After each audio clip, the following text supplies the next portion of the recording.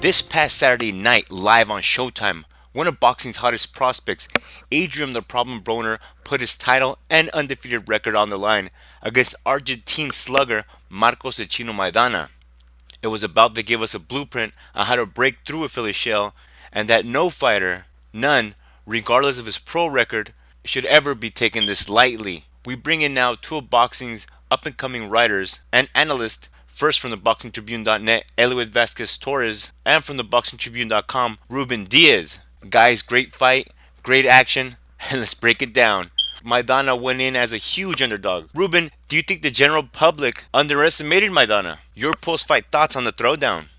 First of all, this is why I said that Maidana was the toughest guy that Broner had faced and could change the fight with one punch, and the last fighter you ever want to count out.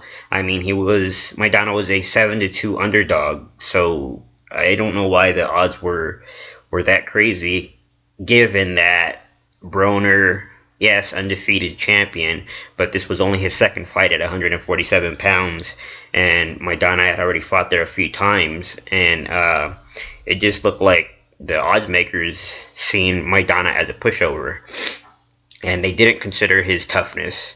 This is the second time for Maidana beating a Golden Boy prospect or champion on the rise that was highly touted.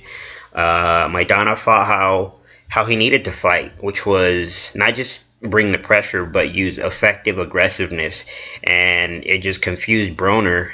And Broner's mind games worked against him, when he had Maidana against the ropes and he got behind him and he was trying to mess with him. And then Maidana ended up doing the same thing to him. I believe it was in the 11th or the 12th round. And by that point, the mind games were out the window for Broner. He kept saying, yeah, come on, bring him. But he had already been knocked down twice by Maidana. Eliud, let me throw this to you. Your thoughts on the fight? Also, E, did it seem to you as if Broner was looking for a way out during the later rounds of this fight? I know I chose Adrian Broner over Marcos Maidana last night, but I did not mind being on the wrong end here because it was a terrific fight. Maidana was a relentless animal that was let out of his cage. He came forward all night long, firing shots from all angles. And Broner was feeling the effect of those punches that were landed by Maidana, and he looked uneasy inside the ring. Broner was almost looking for a way out of the fight.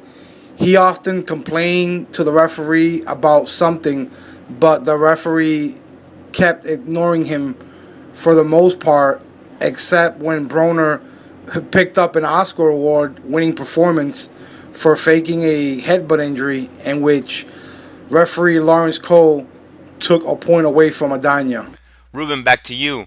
Where did Adrian Broner go wrong? And what is the next best step for Adrian Broner's career? I think Broner just stepped up to somebody who wasn't going to give in to any of his tactics, and I don't think Broner's power has been brought up to 147, and Adrian just looked confused. I don't know if it was by Chino's power or the pressure that was being applied.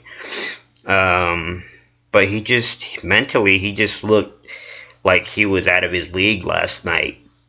And for Adrian Broner, I think it's going back to the drawing board and going back down to at least 140 pounds, which he skipped altogether when Matisse and Garcia were still the big names before they had fought, and there was a lot of other great fights to be made at 140 pounds, and Adrian just skipped it altogether from 135.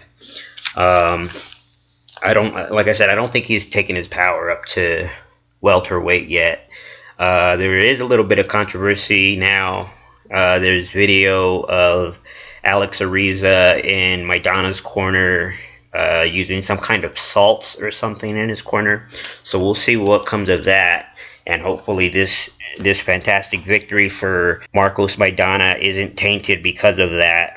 But other than that, I think Maidana definitely did what Maidana does and spoiled the show and put on a great performance.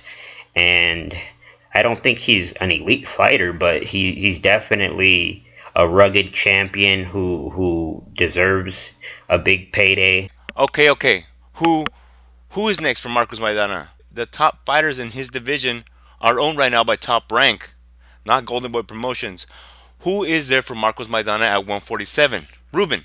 I'm curious to see who they're gonna have Maidana fight next. Maybe the guy who won on the undercard before that fight, Keith Thurman, who's undefeated, and TKO'd Jesus Soto Caras in a great fight.